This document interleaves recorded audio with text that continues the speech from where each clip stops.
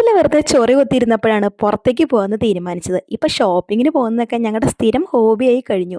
അങ്ങനെ ലീദിൽ തന്നെ തിരഞ്ഞെടുത്തു. ലീദിലേക്കല്ല പോകേണ്ടത്, എന്നാലും വഴി കണ്ട ലീദിലേക്കൊന്ന് പോകാമെന്ന് വിചാരിച്ചു.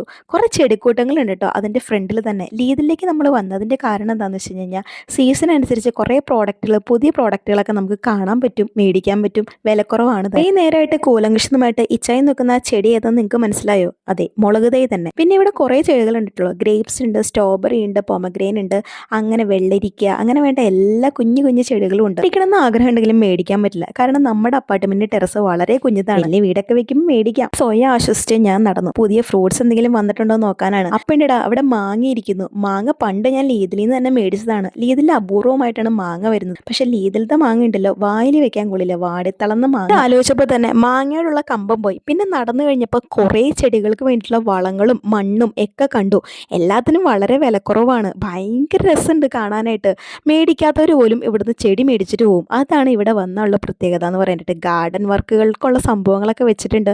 അപ്പം ഞാൻ നോക്കിയപ്പോൾ ഒരു ക്യൂട്ടായിട്ടുള്ള ഫ്രോഗ് കൊണ്ട്, ഓ മൈ ഗോഡ്, എന്തൊരു ക്യൂട്ടാണ് ഇത്. ഇപ്പം തന്നെ വീട്ടിൽ കൊണ്ടായാലോ എന്ന് പോലും ഞാൻ ആലോചിച്ചു പോയി. അത്രയും ക്യൂട്ടായിരുന്നു. പിന്നെ നമ്മൾ കുറച്ചുകൂടി നടന്നു കഴിഞ്ഞപ്പോൾ ഇവിടെ വിത്തുകളൊക്കെ കണ്ടു ഗൈസ്. അതായത് ചെടികളും വിത്തുകളും ഒക്കെ ഉണ്ട്. പക്ഷേ ഇവിടുന്ന് ഒരു സംഭവം പോലും മേടിക്കാൻ ഇച്ഛൻ എന്നെ അനുവദിച്ചില്ല. കാരണം ഞങ്ങൾ തമ്മിലൊരു പ്രോമിസ് ഉണ്ട്, കണ്ണി കാണാതൊന്നും വാങ്ങിക്കില്ല എന്നുള്ളതാണ് ഇച്ഛൻ്റെ ഒരു ഇത്. അത് പിന്നെ ഞാനും എഗ്രി ചെയ്തു. ഞങ്ങൾ മോളിലേക്ക് പോകേണ്ട ബസ് കാത്ത് നിൽക്കുകയാണ്. ആക്ച്വലി ഞങ്ങൾക്ക് ഇവിടേക്കാണ് പോകേണ്ടത്. ബസ് വരാൻ കുറച്ച് ലേറ്റ് ആയപ്പോൾ ലീദിലേക്ക് കയറിയെന്ന് മാത്രം. എന്തായാലും നമ്മൾ മോളിലെത്തി. ഇനി ഞങ്ങൾ ഏറ്റവും കൂടുതൽ പോകാറുള്ളൊരു സംഭവമാണ് കേട്ടോ മെദിയ മാർക്കറ്റ്. ഇവിടെ പോയില്ലെങ്കിൽ ഭയങ്കര ബുദ്ധിമുട്ടാണ്. ഇച്ഛൻ വന്നേ പിന്നെ ഞാൻ എപ്പോഴും മെദിയ മാർക്കറ്റിൽ ഒരു സ്ഥിരം വിസിറ്ററാണ്.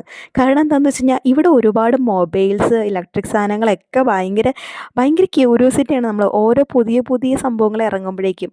അപ്പോൾ അതിന് വേണ്ടിയിട്ട് ഇന്ന് ഏതാണ് വന്നേക്കണേന്ന് നോക്കി ഇറങ്ങിയതാന്നുള്ള രീതിയിലാണ് ഇച്ഛൻ ഇവിടെ വന്നേക്കുന്നത്. പക്ഷേ ഇച്ഛൻ എനിക്ക് സർപ്രൈസ് തരാൻ വേണ്ടിയിട്ടാണ് വന്നേക്കണേന്നുള്ളത് ഞാൻ ഓൾറെഡി മനസ്സിലാക്കി കഴിഞ്ഞു. പക്ഷേ ഞാനൊന്നും അറിയാത്ത രീതിയിലാണ് നിൽക്കുന്നത്. ഇവിടെ ഇ ബുക്കൊക്കെ കണ്ടപ്പോൾ ഞാൻ ആദ്യമായിട്ടാണ് കാണുന്നത്. അതെന്താ ടച്ച് ആവാത്തതെന്നൊക്കെ ഞാൻ ഇച്ഛനോട് ചോദിച്ചു.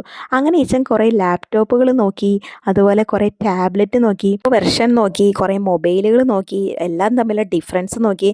അപ്പം തന്നെ എനിക്ക് മനസ്സിലായി എന്തോ ഒരു സർപ്രൈസ് തന്നെ ഉണ്ടല്ലോ എന്ന്.